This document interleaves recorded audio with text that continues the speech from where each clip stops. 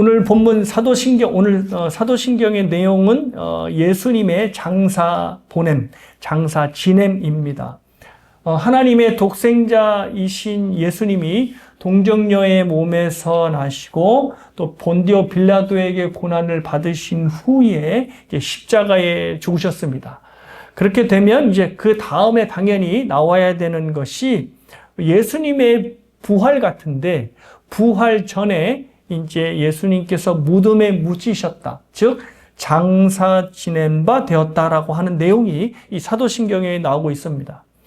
돌아가셨으면 그 다음 순서로는 분명히 예수님을 장례를 치르는 것, 장사를 보내는 것이 당연한 순서이긴 하니까 맞기는 맞는 것 같은데, 굳이 장사 지냄에 대한 부분이 사도신경에 있다는 것이 좀 주목해 볼 부분입니다. 이것을 통하여서 모든 신자들로 하여금 죽으신 후에 장사되었다는 고백을 하게 만들었다는 것이 조금 의아한 부분이죠. 이것이 분명한 사도신경이 갖고 있는 의도입니다. 모든 신자들이 예수님의 장사됨을 고백하게 했다는 것이죠. 그래서 하이델베르그 교리문답 41번이 바로 이 질문을 합니다. 그리스도는 왜 장사되셨습니까? 라고 하는 질문을 하게 되는 것이죠. 예수님이 십자가에서 죽으셨고 그 죽음이 우리의 죄값을 다 치르시면 그것으로 된 것이지, 왜 굳이 신앙 고백에 장사한지라고 하는 그 말, 장사 지냈다라고 하는 그 내용을 넣느냐 하는 것입니다. 자, 이제 이 물음에 대한 답을 얻기 위해서는 장사 지냄에 대한 어떤 일반적인 의미를 좀 아셔야 합니다. 장사를 지낸다는 것은 여러분이 다 아시다시피 죽음을 확인하는 과정입니다. 시신에 그 당시에는 향료도 바르고 또 세마포로 꽁꽁 동여매는 이 과정을 통해서 이 사람이, 내 사랑하는 사람이 고인이 되었구나라는 것을 이제 재확인하는 것입니다. 저도 할머니가 돌아가셨을 때 염하는 것을 생전 처음 지켜보게 되었는데요. 보통 염포라고 하지요. 세마포로 만든, 삼배로 만든 이제 이것을 길다랗게 만들어서 이것을 마치 붕대처럼 꽁꽁 동여매는 것은 이제 염이라고 하더라고요. 그래서 제가 그 할머니를 그 염하는 과정, 그러니까 꽁꽁 동여매는 그 과정을 보면서, 할머니가 정말 돌아가셨구나라고 하는 것을 절감하게 된 것입니다. 이렇게 장사하는 과정을 통해서 이제 내 가족이, 내 사랑하는 사람이 고인이 되었음을 확인하는 것입니다. 근데 이 장사를 지내는 과정이 제대로 이루어지지 않으면, 가령 예를 들어서 시신을 찾지 못한 채로 실종한 채로 이렇게 남겨지게 되면 이제 그 고인을 마음속에서 제대로 떠나보내지 못하게 되는 것이죠. 그리고 또 반대로 살아있는 사람을 죽은 사람으로 여기게 되는 어처구니 없는 일도 일어나게 됩니다. 2009년에 중국 후안성에서 일어난 일이라고 하는데요. 지적 장애자인 50대인 마지샹 씨가 실종되어서 이제 가족들이 부랴부랴 실종 신고를 내고, 그래서 이제 경찰들과 함께 오랜 시간 동안 찾아다녔다 합니다. 그런데 3년이 지난 2012년에 경찰로부터 이 실종 대상자인 마지샹 씨가 그러니까 사망을 했는데, 이 사람이 아무래도 마지상이라는 사람 같다, 당신들이 찾는 사람인 것 같다라고 이제 통보가 온 것이죠. 그래서 이제 시신을 확인하러 가봤더니 그 고인의 얼굴을 확인할 수 없을 정도로 이미 부패가 오래된 상태였고, 그래서 이제 DNA를 이제 검사를 의뢰해 보니까 결과가 실종자일 수도 있겠다라고 하는 결론이 나왔답니다. 그래서 이제 가족들이 이제 사망한 것으로 결론을 내리고 이제 장례까지 치르고 이제 무덤을 잘 이제 마련했다는 것이죠. 그런데 놀라운 것은 그로부터 3년 후인 2015년에 멀쩡하게 집으로 이 마지샹 씨가 돌아왔다는 겁니다. 그러니까 장례 절차를 통해서 이 사람이 고인이 되었다는 것을 확인하고 재차 확인하지 않으면 바로 이제 이런 일이 일어나는 겁니다. 그러니까 죽음을 제대로 확증하지 이제 못하는 것이죠. 오늘 저와 여러분이 함께 읽으신, 교독하면서 읽으신 본문은 예수님을 장사 지내는 내용입니다. 아리마대 요셉 그리고 니고데모가 이제 빌라도에게서 예수님의 시신을 인계받은 후에 이제 장사를 지내는 과정을 이제 그리고 있습니다. 장사를 예수님을 지냈다라고 하는 이 말은 예수님의 시신에 향품을 바르고 또 세마포로 말아서 무덤에 안치했다는 것입니다. 그러니까 이렇게 예수님을 장사하는 과정을 통해서 예수님이 정말로 돌아가셨구나 라고 이 사람들이 확인하고 또 확인하게 되는 것입니다. 그러니까 장사를 지낸다는 것이 바로 이런 의미인 것이죠. 그 사람이 죽었다는 것을 확증하는 것, 이것이 바로 장사 지내는 것입니다. 그래서 이 하이델베르그 교리문답, 이 41문답이죠. 이 문답에 대한 답은 이것입니다. 뭐냐면 그리스도가 왜 장사되었습니까? 라고 하면 그리스도의 장사됨은 그가 어떻게 해요? 진정으로 죽었음을 확정하는 것입니다. He really dead 이렇게 되어 있습니다. 그러니까 예수님을 장사 지냄으로 예수님이 진정으로 죽은 사람이 되었다는 것을 확인하는 것이죠. 자, 이것이 이제 왜 중요하냐면 예수님의 죽음과 부활은 기독교 역사를 통해서 항상 공격을 받아왔습니다. 예를 들면 예수님께서 십자가에 죽지 않고 기절해 계셨다가 이제 사람들이 예수님이 죽은 줄 알고 예수님을 내리자 예수님이 기절했다가 깨어나서 이제 살아났다. 그래서 막달라 마리아와 결혼을 해서 자식까지 낳았고 지금 그 자손들이 이 땅에 살고 있다라고 하는 이야기가 오늘날까지도 내려오고 있는 것입니다. 그러니까 참 황당하죠. 황당한데 우리한테는 참으로 황당한 이야기인데 이 황당한 이야기가 어떤 사람들에게는 참으로 진심으로 사실로 여겨졌던 모양입니다. 이 내용을 이제 소설로 만들었는데 2003년에 다빈치 코드라고 하는 이 제목으로 이 소설이 나왔습니다. 물론 이제 소설이니까 여러 가지 작가의 상상력이 이제 기반이 됐겠죠. 근데 분명한 것은 아까도 말씀드린 예수님께서 십자가에 죽으신 게 아니라 기절했다가 이제 깨어나서 이제 뭐 마리아와 결혼하고 그 후손들이 이제 이 땅에 살고 있다라고 하는 그 내용이 바로 이제 다빈치 코드의 소설의 내용이고요. 그래서 이 소설이 전 세계에서 8,000만 부나 팔렸다 합니다. 그러니까 엄청난 히트를 친 것이죠. 그리고 3년 뒤에 그 영화 옆에 있는 게 이제 영화 포스터인데요. 다빈치 코드라고 하는 같은 제목의 영화로 만들어져서 이 영화가 엄청나게 히트를 쳤네요. 7억 6천만 달러. 예. 그러니까 2006년도에 7억 6천만 달러니까 뭐 엄청난 큰 수익을 올린 거죠. 그래서 세계적인 흥행을 기록했습니다.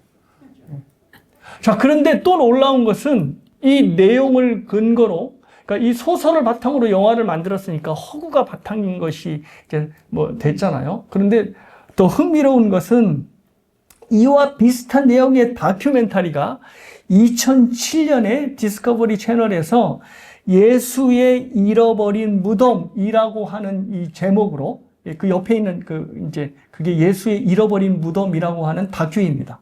그래서 The Lost Tomb of Jesus 이렇게 써 있는데요. 이 다큐는 이제 왜 더 사람들에게 주목을 받게 됐냐면 아바타라고 하는 영화 아시죠? 이렇게 시퍼렇게 돼가지고 그 영화를 만든 감독이 이제 제임스 카메론 감독인데 이 제임스 카메론 감독이 이 다큐를 제작을 했습니다. 그러니까 저 다큐를 만들 수 있도록 이제 돈을 댔다는 거죠. 제작을 해서 더 많이 이제 주목을 받게 되었는데 내용은 이렇습니다. 저 화면에서 보는 대로 예루살렘 한 지역에서 저렇게 무덤을 발견하게 되었는데 그 무덤의 안에 보니 유골을 모아둔 상자가 있었다는 거죠. 근데 그 유골을 모아둔 상자에 예수 아들 요셉, 마리아, 마리아네 또는 마리안네라고 하는 이름이 새겨져 있었다는 겁니다. 그래서 뭐라고 추측을 했냐면 이 이름들이 모두 다 여러분이 뭐 아시다시피 복음서에 나오는 이름들이잖아요. 그러니까 이 무덤이 예수와 그의 가족의 무덤일 수 있다는 가정을 내리고, 그리고 이제 역추적해서 이제 조사하는 과정을 담은 다큐입니다. 그런데 뭐 말도 안 되는 내용이긴 한데, 이 다큐가 시작부터 첫 단추로 잘못 끼워진 것은 이유가 뭐냐면, 지난번에 제가 예수의 이름을 소개할 때 말씀을 드렸죠. 예수라고 하는 이름은 그때 당시에 많은 남자들에게 보편적으로 사용되는 이름인 겁니다. 그러니까 뭐 옛날에 뭐 우리나라의 국어책에 나오는 뭐 철수, 영희라고 하는 그런 보편적인 이름처럼 그때 당시에 있어서 이제 1세기 고대 근동의 고대 시대에 있어서 1세기 시대에 있어서 가장 유대 사회의 보편적인 이름이 예수였고 또 여자 이름은 마리아였습니다. 그런데 저 무덤의 유골 상자에 요셉 또는 뭐 마리아 또는 예수라고 하는 이름이 있어서 이것이 예수의 무덤이다라고 가정하는 자체가 말이 안 되는 것이죠. 너무 뭐 비약을 한 것이고 황당한 소설을 썼다고 봐야 할 것입니다. 그런데 성경은 전혀 다른 접근을 하는 것이죠. 예수님이 죽지 않을 수도 있다는 여지를 전혀 보여주지 않습니다. 그러니까 예수님이 죽지 않을 수도 있다라고 하는 여지를 전혀 보이지 않는다는 것이죠. 오늘 복음서를 보시면 또 요한복음을 보시면 예수님이 죽으신 후에 장사를 치렀다는 내용들을 사복음서 모두가 다루고 있습니다. 그러니까 죽고 나서 그냥 끝난 게 아니라 예수님이 어떻게 장사되었는지를 복음서가 다루고 있고 또 요한복음이 다루고 있다는 것이죠. 자, 아리마대 요셉이 이제 빌라도에게 예수님의 시신을 달라고 요구했고 또 니고데모는 예수님을 장사 지내기 위해서 모략과 침향을 섞은 이 향품을 100리트라쯤 가져왔다고 합니다. 구체적인 양까지 적시되어 있는 거죠. 근데 이 100리트라라고 하는 이 단위가 지금 단위로 72파운드가 되는 양이래요. 그러니까 꽤나 많은 양인데 보통 이렇게 이 양의 향료가 쓰인다는 것, 향품이 쓰인다는 것은 당시 왕을 장례할 때 이제 사용한 양이라고 합니다. 그러니까 니고데모는 예수님을 왕으로 생각하고 왕의 장례를 준비했던 것입니다. 그리고 더 자세한 것은 뭐냐면 19장 40절에 이에 예수의 시체를 가져다가 유대인의 장례 법대로 그 향품과 함께 세마포로 쌌더라 기록하고 있습니다. 그러니까 예수님이 그냥 장례가 된 것이 아니라 유대인의 법대로 장례가 되었다라고 하는 건데 이것이 이제 왜 중요하냐면 당시에 십자가에 처형을 당한 죄수들은 시신을 어떻게 처리했냐면 많은 사람들에게 이제 본보기가 되기 위해서 그냥 들짐승들이 그 시체를 먹을 수 있도록 그냥 걸어놨다고 합니다. 새에 먹든지 아니면 들짐승들이 먹도록 해놨고 그리고 나서 며칠이 지나면 그것은 이제 공동 매장지에 그 시신을 버려뒀다고 합니다. 자, 그런데 예수님의 시신은 그렇게 하지 않았다는 것이죠. 유대인의 장례법대로 이제 아리마대 요셉과 니고데모가 이제 절차에 맞춰 이제 장례법대로 장사를 하고 무덤에 이제 안치했다는 것입니다. 그러니까 이 모든 장례의 과정, 장사 지냄의 과정을 통해서 예수님의 죽음을 분명히 확인했던 것입니다. 이처럼 요한복음을 비롯한 모든 복음서들이 예수님의 장사 지냄을 다룸으로 인하여서 예수님이 진정으로 죽으셨다라고 하는 것을 선포하는 것입니다. 자, 그러면 아니 왜 그렇게 예수님의 죽으심에 대해서 강조하고 또 강조하지? 재차 확인을 하지? 이유가 있습니다. 뭐냐면 예수님의 죽음이 바로 우리의 구원과 직결되기 때문입니다. 그러니까 예수님의 죽음은 뭐 인류의 고난, 인류의 고통을 뭐 이렇게 공감하기 위한 그러한 어떤 뭐 샘플의 죽음이 아니라 죄인을 대신하여서 하나님의 진노를 대신 감당한 대속의 죽음, 제물의 죽음입니다. 그러니까 예수님의 죽음은 예수님의 죽음으로 끝나지 않고 예수님의 죽음이 우리의 죽음으로 연결이 되는 것이죠. 그래서 성경은 예수님의 죽음이 우리의 죽음이다라고 하는 것을 계속해서 강조를 합니다. 몇 가지 성경의 구절을 좀 예로 드릴게요. 읽어드리면 하나님이 우리를 사랑하사 우리 죄를 속하기 위하여 화목제물로 그 아들을 보내셨음이라. 이게 이제 요한일서 4장 10절의 말씀이고요. 또 우리가 죄인 되었을 때에 그리스도께서 우리를 위하여 죽으심으로 누굴 위하여 죽었다? 우리를 위하여 죽으셨다는 거죠. 하나님께서 우리에 대한 자기 사랑을 확장하셨다 이렇게 되어 있습니다. 또 우리가 원수 되었을 때 그의 아들의 죽으심으로 말미암아 하나님과 화목하게 되었은지이라고 이제 선포를 하는 겁니다. 그러니까 예수님의 죽음이 예수님의 죽음으로 끝나지 않고 우리와의 하나님과의 관계, 그리고 우리의 구원의 관계랑 연결시키고 있다는 겁니다. 그래서 예수님이 죽으셨을 때 우리도 함께 죽었고 그로 인하여서 우리가 구원을 받았다라고 선포를 하는 겁니다. 그래서 갈라디아 2장 20절 말씀을 보면 우리가 너무나 잘 알고 있는 말씀이죠. 내가 그리스도와 함께 십자가에 못 박혔다. 그러니까 예수님께서 역사상으로는 분명히 홀로 그 십자가에 매달리시고 달려 돌아가셨지만 이것이 그 안에 담긴 의미는 뭐냐면 예수님과 함께 저와 여러분 모두가 십자가에 함께 못 박혀 죽었다고 하는 것입니다. 그러니까 예수님의 십자가에 못 박힌 죽음이 바로 저와 여러분의 죽음이 되는 것입니다. 만약에 그 다큐를 만들거나 예수님이 기절한 거야 라고 하는 것을 믿는 사람들의 이 주장이 뭐가 문제가 되냐면, 그렇게 되면 대속의 죽음 자체가 이루어지지 않았다는 것을 의미하는 것이고, 그렇다면 우리의 죄가 여전히 해결되지 않고 남아있게 되는 것이죠. 그래서 사도 바울이 고린도전서 15장에서 이 말씀을 하셨어요. 그리스도께서 다시 살아난 일이 없으면, 그러니까 예수님께서 만약 십자가에서 하셨다가 다시 깨어나셨다면 다시 살아난 일이 없는 거죠. 그러니까 사도 바울이 이제 그 말을 하는 겁니다. 그리스도께서 다시 살아난 일이 없으면 너의 믿음도 헛되고 또 무엇이다? 너희가 여전히 죄 가운데 있을 것이라. 왜냐하면 예수님께서 죽지 않았으니까 대속의 죽음이 없는 거죠.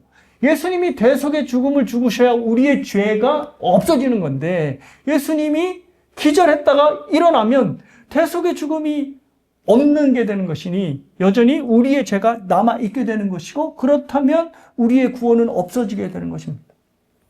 그래서 복음서는 모두 다 예수님의 장사 지냄을 상세하게 다루고 있고, 그리고 사도신경에는 그 장사 지냄을 고백함으로 예수님의 죽으심을 확실하게 고백하도록 만든 것입니다. 자, 그러면 이제 그 배경을 이해하셨죠? 그러면 여기서 이제 한 가지 의문이 나셔야 됩니다. 어떤 당연한 의문이 드셔야 되는 게 뭐냐면, 예수님의 죽음이 우리를 대신하여 죽으신 죽음이고, 그래서 우리의 죄값을 치르는 죽음을 예수님께서 대신 치르심으로 우리의 죽음을 가져가셨어요. 그러면 우리가 죽어야 되나요? 죽지 않아야 되나요? 죽지 않아야 되는 거잖아요. 근데 우리는 여전히 죽잖아요. 그러니까 예수님께서 대속의 죽음으로 우리의 죽음을 가져가셨다면 우리가 죽지 않아야 되는데 왜 죽어야 하지? 라는 생각을 하셔야 합니다. 아니, 우리는 예수님의 죽음을 통하여 죽음과 상관이 없는 존재가 됐는데 우리는 여전히 죽어야 하는 존재로 남아있는 것 같으니까 예수님의 죽음이 우리에게 어떤 영향을 미쳤는가를 생각하게 되는 것이죠. 하이델베르그 교리문답이 바로 이것을 묻고 있습니다. 뭐냐면, 그리스도께서 우리를 위하여 죽으셨는데 우리도 왜 여전히 죽어야 합니까? 라고 묻는 거죠. 그 질문이 상당히 직접적이고 노골적입니다.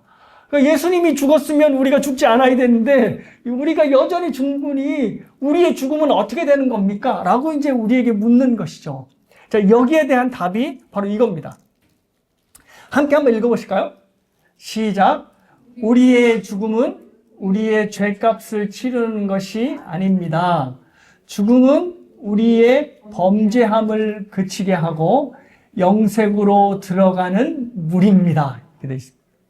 그러니까 우리가 변해서 우리가 죽지 않아야 되는 존재가 되는 것 같은데 우리가 변한 게 아니고 뭐가 변했냐면 죽음이 변했어요. 죽음의 의미가 바뀐 거죠. 그래서 예전에는 죽음이 우리의 죄값을 치르는 죽음이었는데 그리스도께서 우리의 죽음을 가져가신 후로는 우리가 바뀐 게 아니라 죽음이 바뀌어서 새로운 의미로 우리에게 오는 것입니다. 그래서 하이델베르그 교리문답이 두 가지의 의미로 죽음을 설명하는데요. 첫 번째는 우리의 범죄함을 그치게 하였다라는 것이고, 두 번째는 죽음이 영생으로 들어가는 문이 되었다라고 하는 겁니다. 자, 이 두 개를 이제 하나하나씩 좀 살펴보겠습니다. 죽음이 우리의 범죄함을 그치게 한다라고 하는 겁니다. 자, 이것을 설명하면 이렇습니다. 예수님께서 우리의 죽음을 가져가신 후로는 우리는 뭐에 대해서 죽은 자가 되었냐면 죄에 대해서 죽은 자가 되었습니다. 그러니까 죄에 대해서 죽은 자가 되었다는 말은 죄가 더 이상 우리를 주관하고 주장하지 못한다는 겁니다. 예전 같으면 죄가 짓고 싶으면 그냥 죄에 이끌려서 그냥 아무런 저항 없이 그냥 양심의 가책 없이 그냥 죄를 짓고 살았어요. 마음에 찔리는 것이 있으면 에이 뭐 다른 사람들도 다 이러는데 라고 생각을 하면 그냥 넘겼다는 거죠. 그런데 예수를 믿고 예수님께서 나를 대신하여 죽었다는 것을 믿게 되었을 때 이제 내 안에 일어나는 죄에 대하여 저항을 발휘하는 것입니다. 이렇게 하면 안 되지. 다른 사람들이 아무렇지도 않게 한다고 해도 나는 그래서는 안 돼. 왜냐하면 나는 예수의 생명을 받은 사람이니까. 이 죄 때문에 예수님이 죽으셨지. 그러니 예수님을 죽게 만든 죄를 내가 생각으로나 말로나 행동으로 다시 범할 수는 없는 거야. 라고 이제 죄에 대해서 저항을 하기 시작하는 것입니다. 그러니까 어느 정도 죄에 대해서 대항할 수 있는 힘이 생겼다는 거죠. 자, 그럼에도 저 여러분이 이미 경험하고 있듯이 우리 본성에는 여전히 자신이 하나님이 되어서 인생의 주인이 되고 싶어하는 욕망이 남아 있습니다. 그게 막 꿈틀꿈틀 거리는 거죠. 그게 막 우리로 하여금 뭐 행동하고 생각하고 말하게끔 요동치는 겁니다. 그래서 칼빈은 이 욕망을 뭐라고 얘기를 했냐면 이렇게 욕망합니다. 죄의 오염으로 설명을 하였고 또 존 오웬이라고 하는 신학자는 죄의 잔재라고 되어 있습니다. 그러니까 예수님께서 우리에게 의의 옷을 입혀주셨는데 우리가 아직 오염된 상태로 죄의 오염의 상태로 남아있는 것이고 저 존 오웬의 말에 의하면 죄가 억누를 수 있는 힘이 생기긴 했지만 여전히 죄의 잔재들이 내 안에 남아있게 되는 것입니다. 그래서 이 죄의 오염 또 죄의 잔재가 우리로 하여금 하나님의 자녀가 된 후에도 죄를 짓게 만드는 것이죠. 그래서 바로 이러한 고백을 하는 겁니다. 사도 바울이 고백을 한 건데요. 그러므로 내가 한 법을 깨달았노니 곧 선을 행하기 원하는 나에게 악이 함께 있는 것이로다. 내 속사람으로는 하나님의 법을 즐거워하되 내 지체 속에서 다른 한 법이 내 마음의 법과 싸워 내 지체 속에 있는 죄의 법으로 나를 사로잡아 오는 것을 보는도다. 사도 바울이 복음을 전하는 사도로 살고 있음에도 불구하고 여전히 뭐의 문제로? 죄의 문제로 씨름하고 있다는 것이죠. 그러니까 하나님께서 예수 그리스도로 하여금 우리를 의롭다 여겨주셨죠. 그것이 바로 여러분이 알고 있는 칭의인데 이 칭의는 우리가 착한 일을 잘해서 의로운 게 아니고 예수님의 의를 우리에게 주신 것으로 인해서 밖에서부터 안으로 들어온 의입니다. 그러니까 내 안에서 의로움이 발생해야 뭔가 착한 일을 시작할 텐데 나에게 밖에서 주어진 의인이 그냥 칭호만으로 우리를 의인이라고 부르는 겁니다. 그러니 내가 하나님의 은혜를 받았고 하나님의 뜻대로 살아야 하고 또 그 은혜가 얼마나 큰지 알면서도 불구하고 그래서 하나님의 뜻을 쫓아 살아야 간다라고 생각함에도 불구하고 자꾸 자기 뜻대로 자기 욕망대로 끌려가게 되는 겁니다. 저항을 한 10번 하면 한 7번 이상은 자꾸 끌려가는 거예요. 이것을 바로 사도 바울은 죄의 법으로 나를 사로잡는다라고 표현을 하는 것입니다. 자신의 뜻대로 인생을 살고 싶어하는 마음, 또 죄의 법, 옛사람의 성품을 이제 계속해서 그 성품들이 일어나는 겁니다. 그래서 우리에게 필요한 게 뭐냐면 옛사람의 성품, 이 죄의 소욕들을 죽이는 것이 필요한 것이죠. 이것은 일종의 영적인 죽음인 것이고 우리를 살리는 죽음이 되는 것입니다. 그래서 날마다 우리의 욕망을 십자가에 못 박는 것이고 그래서 나의 옛사람의 성품이 죽었다는 것을 장사 치르는 것입니다. 그러니까 장사를 치른다는 것은 무엇을 의미하냐면 죽음을 확인한다는 것이죠. 그러니까 나의 옛사람이 십자가에 못 박혀 죽었다는 것을 계속해서 장사를 통해 죽음을 확인하듯이 나의 옛사람의 죽음을 확인하는 것입니다. 그래서 사도 바울이 이 말씀을 했어요. 그러므로 우리가 그의 죽으심과 합하여 세례를 받음으로 그와 함께 장사되었나니 이는 아버지의 영광으로 말미암아 그리스도를 죽은 자 가운데서 살리신과 같이 우리로 또한 새 생명 가운데서 행하게 하려 함이라. 만일 우리가 그의 죽으심과 같은 모양으로 연합한 자가 되었으면 또한 그의 부활과 같은 모양으로 연합한 자도 되리라. 그러니까 예수님의 죽으심과 합하여 예수님과 함께 장사 지낸 바 되는 것입니다. 그러니까 예수님만 장사된 것이 아니라 나의 모든 욕망, 죄의 소욕을 함께 장사를 지내는 것이죠. 그러니까 그 죽음을 통해서 나의 옛 성품이 점점 죽어가고 있구나라는 것을 확인하는 것입니다. 그러니까 예수님이 십자가에 못 박혔을 때 나도 함께 십자가에 못 박히는 것이고, 또 예수님이 무덤에 장사될 때 나도 함께 장사되는 것이고, 또 예수님이 영광의 몸으로 부활의 몸으로 부활할 때 나도 함께 부활하는 것이고, 또 예수님이 하늘 보좌 우편에 앉아 계실 때 나도 함께 앉아 있는 것입니다. 그래서 에베소서를 보면 예수와 함께 우리를 살리고 일으키고 앉으신다라고 하는 표현이 나오는 겁니다. 이것이 바로 그리스도와의 연합이라고 하는 교리입니다.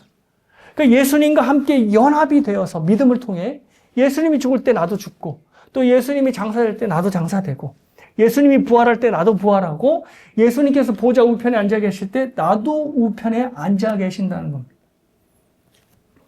이렇게 예수님의 장사 지냄을 통하여 예수님의 죽임을 확인했듯이 이제 우리의 장사 지냄을 통해서 우리의 옛사람의 죽음을 확인하는 것입니다. 내가 정말로 그리스도 안에서 죽음을 경험하고 있나? 나의 옛 성품들이 정말 십자가에 못 박혔을 때 같이 죽은 게 맞나? 라고 확인하는 것이죠. 그것을 언제까지 확인하는 걸까요? 우리의 몸이 죽음을 맞이할 그날까지 확인하는 것입니다. 그러니까 저와 여러분이 싸우는 대상, 죄의 소욕, 옛사람의 성품, 이것은 어느 때까지 계속되냐면 우리의 몸이 살아있는 그날까지 계속돼요. 그래서 그것이 언제 끝나느냐? 비로소 우리의 몸이 죽음을 맞이하게 됐을 때 끝나게 되는 겁니다. 그래서 하이델베르그 교리문답이 죄악을 그치게 한다. 뭐가? 죽음이. 라고 죽음을 설명을 하는 것입니다.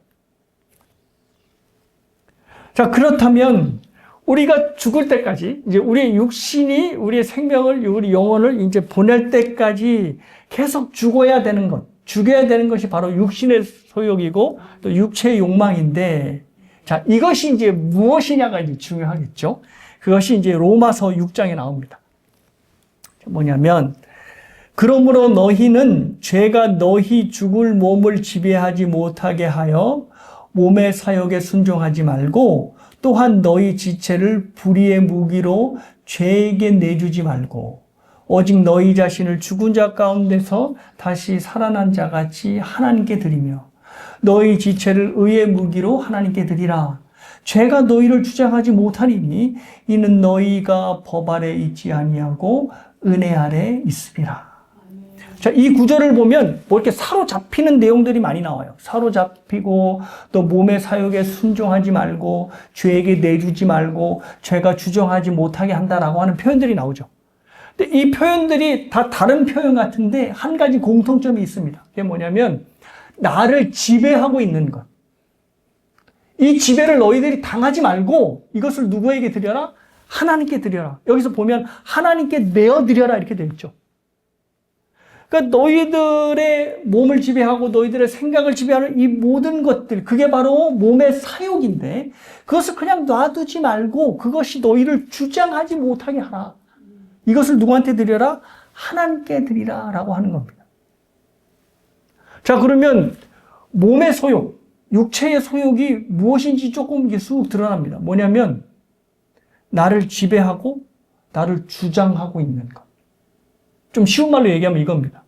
이거 없으면 나는 큰일 나. 이거 없으면 나는 죽은 거나 마찬가지야. 라고 생각하는 것이 바로 오늘 사도 바울이 얘기한 육체의 소욕이고 육체의 옛사람의 성품이고 몸의 사욕인 것입니다. 그러니까 이 안에는 여러 부정적인 것들이 물론 있을 수 있어요. 그러니까 뭐 시기나 미움이나 질투나 무관심, 냉담 같은 부정한 아주 이렇게 좀 부정적인 것들이 있을 수 있지만 우리가 굉장히 긍정적으로 생각하는 것들이 육체의 소욕으로 우리를 지배할 수 있습니다. 예를 들면 이런 겁니다. 자녀를 사랑하는 마음, 배우자를 위하는 마음, 또 내 삶에서 맛보는 어떤 성취 같은 긍정적이고 건전한 것들이 우리 마음에, 우리의 삶에 소욕일 수 있다는 겁니다. 자녀를 사랑하는 것, 또 내가 하고 있는 모든 일이 성취를 얻고 하는 모든 것들이 중요해요. 또 하나님도 그것을 격려하시죠. 하지만 문제가 어느 때 일어나냐면 이 모든 것이 뭐가 될 때 나를 주장하고 지배하는 육체의 소욕이 될 때. 그래서 내가 이거 없으면 나는 인생의 삶의 의미가 없어 라고 생각하게 만들 때 그것이 사람이든 상황이든 어떤 물질이 됐든지 간에 그것이 바로 몸의 소욕이 될 수 있다는 겁니다. 그래서 아무리 건전한 것이라도 아무리 좋은 것이라도 그리고 주위의 사람들이 이것은 정말 당신이 복받은 증거야 라고 말하는 것이라 할지라도 이것을 하나님께 드려서 그것이 내 삶을 지배하지 못하게 하지 못하면 우리는 어떻게 된다? 죄의 소욕으로 이끌려 다닐 수밖에 없다라는 겁니다. 예를 좀 들어볼게요. 자녀 사랑을 예를 좀 들어보겠습니다. 자녀가 전부인 사람의 자녀 사랑은 문제가 어디서 오냐면 그 사랑에 자식도 자신도 함몰되게 된다는 겁니다. 이 부분에 대해서 부모된 자들이 좀 솔직할 부분이 있는데 우리 자녀가 무엇으로 행복할 수 있을까를 부모들은 솔직히 잘 모릅니다. 이거를 이제 인정해야 돼요. 그러니까 우리가 기껏해서 생각할 수 있는 게 무엇인가 하면 이런 건 저도 마찬가지인데 아이 공부 열심히 잘 시켜서 좋은 대학 가고 그래서 좋은 직장 얻어서 아이가 어떤 불편함 없이 살게 하는 것이 행복이다라고 하는 어떤 이러한 생각을 부모님들은 보편적으로 하는 겁니다. 그래서 물질적으로 이런 어려움 없이 사회 구성원이 되면 행복할 것이라 믿는 것이죠. 근데 저와 여러분이 살아보면 알잖아요. 예. 그럼 아무리 풍족한 삶을 살고 아무리 어떤 좀 넉넉한 삶을 산다 하더라도 우리의 인생에서 진정한 행복을 맛볼 수 있는가는 또 다른 영역이고 또 다른 이야기라는 것을 저와 여러분이 경험적으로 알고 있다는 겁니다. 그러니까 우리 자녀들에게도 동일하다는 것이죠. 그러니까 자녀들이 진작 정말로 행복하기 위해서는 그 이상 우리가 눈으로 보고 누리고 경험하는 것 이상 하나님이 주신 영적인 진리와 영적인 모든 풍성함들을 맛봐야 비로소 행복할 수 있다는 것을 알고 있는 겁니다. 그러니까 이것을 알게 해야 되는 것이죠. 그래서 하나님이 목적이 되지 않으면 평생 눈에 보이는 것, 손에 만지는 것들만 추구하며 살아갈 수밖에 없다는 겁니다. 그리고 우리는 그것을 외부적으로 이루어진 것을 보면 그냥 모든 삶이 잘 굴러가고 있구나, 잘 이루어지고 있구나라고 안도를 하게 된다는 것이죠. 그런데 하나님이 전부인 사람, 하나님이 마음을 지배하는 사람은 절대 이런 착각에, 이런 실수에 빠지지 않는다는 겁니다.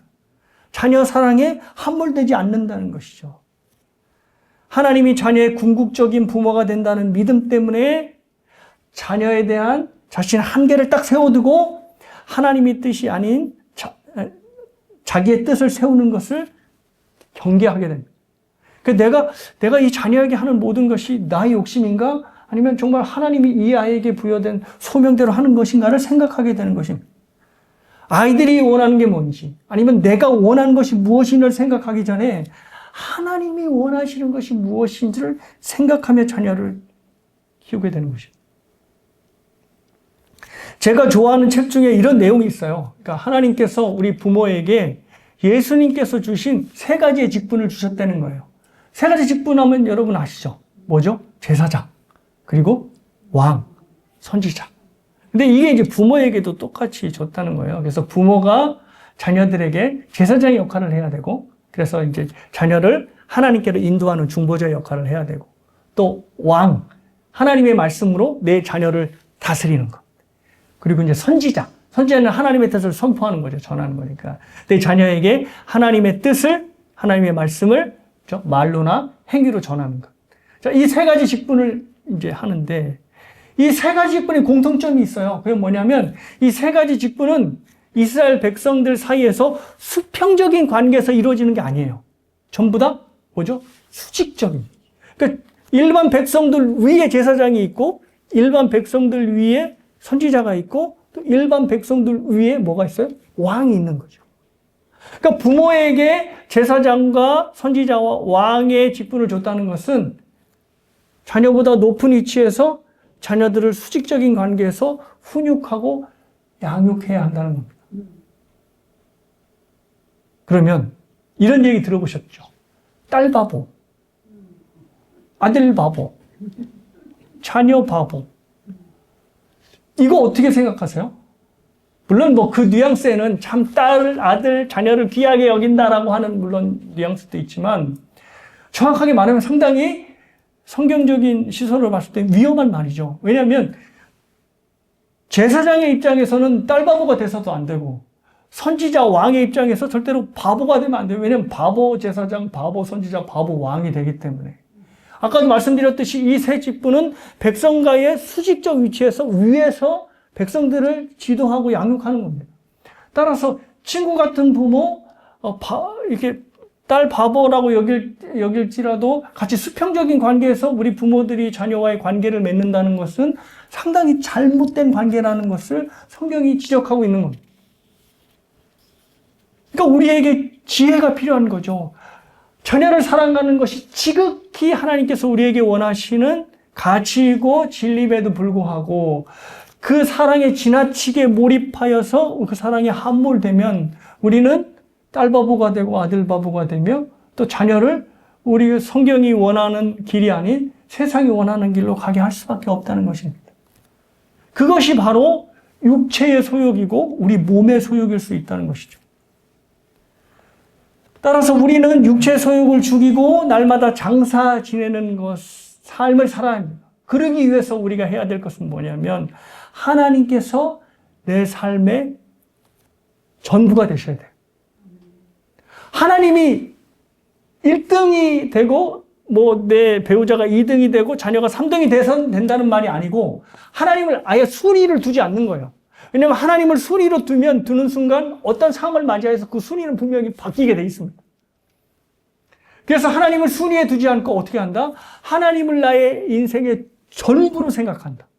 그래서 하나님께서 전부인 것을 생각하여서 그 전부인 하나님의 품 안에서 내 자녀를 키우고 내 사업을 하고 내게 주어진 삶을 살아가는 것입니다. 그래서 내 삶의 전부가 하나님이 되고 나면 그 하나님을 내 삶의 전부로 여김으로 내 삶에서 일어나는 구체적인 모든 일들이 하나님을 위한 일이 되는 것이죠. 그래서 성 어거스틴이 이런 말을 했어요. 하나님을 사랑하라. 그리고 뭐 하라? 내가 원하는 것을 하라. 그러니까 하나님을 사랑하면 그 원하는 모든 일들이 내가 원하는 일이 아니고 누가 원하는 일이 될까요? 그렇죠. 하나님이 원하는 일이 되는 거죠. 그러니까 하나님을 사랑하고 즉 하나님이 내 인생에서 전부가 되고 나면 내 자녀를 그렇게 키우라 하지 말라고 하더라도 자연스럽게 하나님의 뜻 가운데서 내 자녀를 키우는 것이고 내 삶을 영위해 나가게 되는 것입니다. 그러니까 하나님을 빙자하여서 방종하는 게 아니고 하나님으로 인하여 거룩한 자유를 누리게 되는 것입니다. 그러니까 이것이 바로 내 삶에서 육체의 소욕을 죽이는 일을 하는 겁니다. 하나님을 전부로 내 삶에 받아들임으로 내 삶에 하는 모든 일이 하나님의 뜻 가운데로 이루어지기를 애쓰며 살아가는 이 모든 삶의 일면들이 바로 내 삶에서 육체의 소욕을 죽이며 사는 일이 되는 것입니다. 그렇게 되다 보면 결국 죽을 때 내 모든 육체 소욕이 육체와 함께 죽게 되는 것이고 그러면 죽음이 어떻게 바뀌게 되는 거냐면 영생으로 들어가는 관문이 되는 것입니다.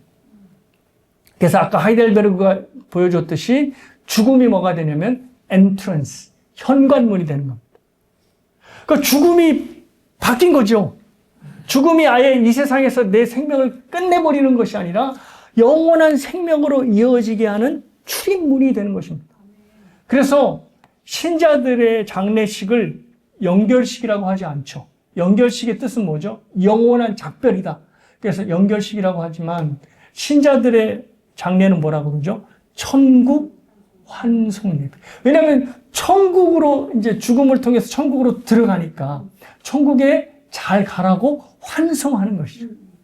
그러니까 죽음에 대한 이 관점과 해석이 바뀌는 겁니다.